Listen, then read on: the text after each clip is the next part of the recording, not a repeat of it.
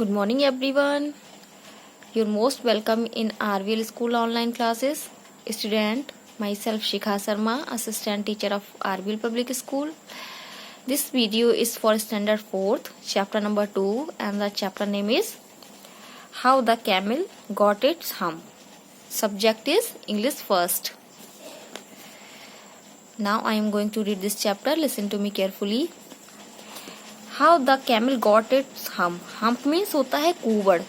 जो कैमल के बैक में जो होता है वो उसको हम हम्प बोलते हैं.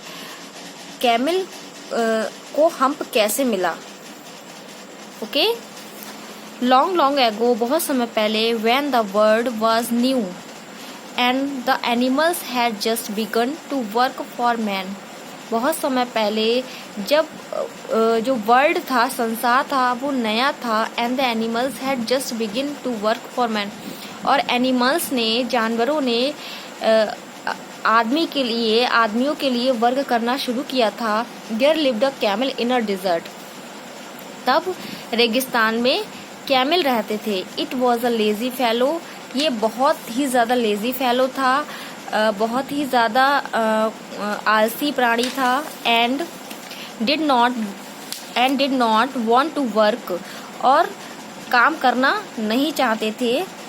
एज यू नो, जैसा कि आप जानते हैं, the dessert has nothing but sand. कि जो रेगिस्तान है उसमें रेत के सिवाय कुछ भी नहीं है. The camel at all day.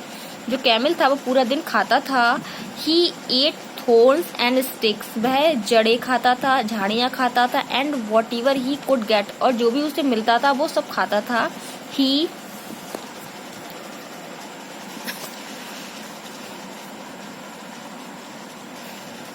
Chewed cactus stems to moisten his throat. वो अपने गले को मॉइस्टन, गीला करने के लिए कैक्टस की जड़ें खाता था.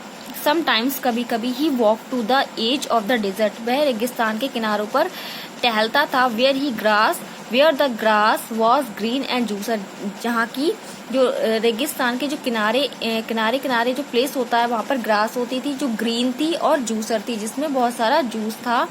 एंड वेयर द माइटी बाओबैब ग्रू.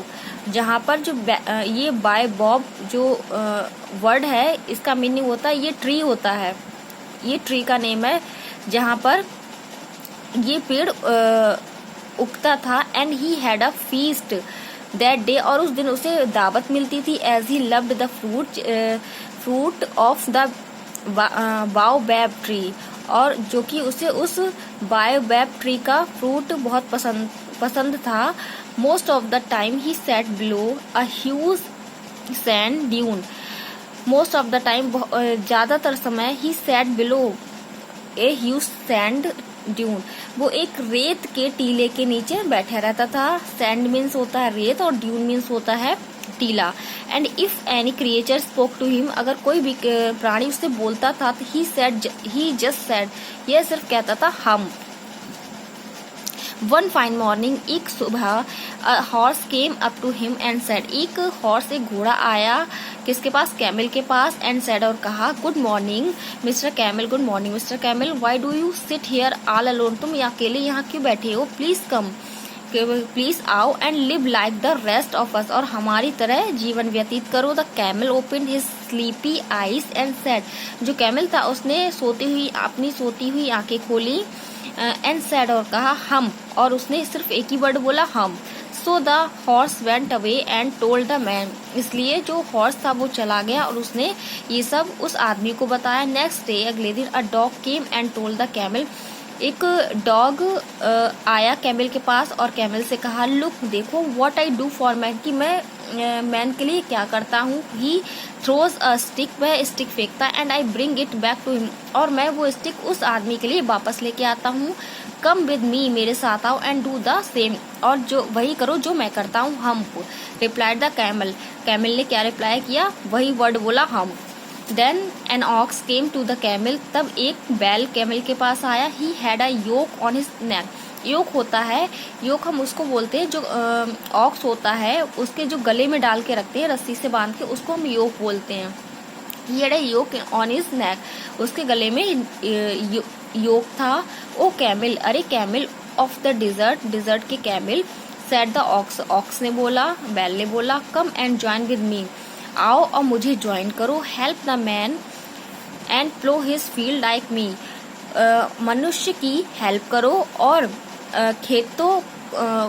खेतों में हल चलाओ, किसकी तरह, मेरी तरह। The camel was by now getting rather irritated for being disturbed so often, जो कैमिल था वो बहुत ही इरिटेट हो गया था। क्यों इरिटेट हो गया था? इन सब की बातों से बहुत ज्यादा इरिटेट हो गया था। हम उसने वही वर्ड बोलना स्टार्ट कर दिया था कि हम ही सैड, उसने कहा, एंड वॉकड अवे, और वह चला गया। इन द इवनिंग, शाम को, the man called the horse, जो मैन था उसने हॉर्स को बुलाया, द डॉग, डॉग को बुलाया, एंड द ऑक्स, ऑक्स को बुलाया, एंड सैड, और कहा, सिंस द हम thing in the dessert want work, जब तक ये जो हम्प मीन्स ये जो कैमल है, जब तक वो डिजर्ट में, रेगिस्तान का जो एनिमल है कैमल, वो काम करना नहीं चाहता, तब तक ऑल ऑफ यू, तुम सब, will have to work double time, आप लोगों को डबल वर्क करना पड़ेगा, डबल टाइम तक वर्क करना पड़ेगा।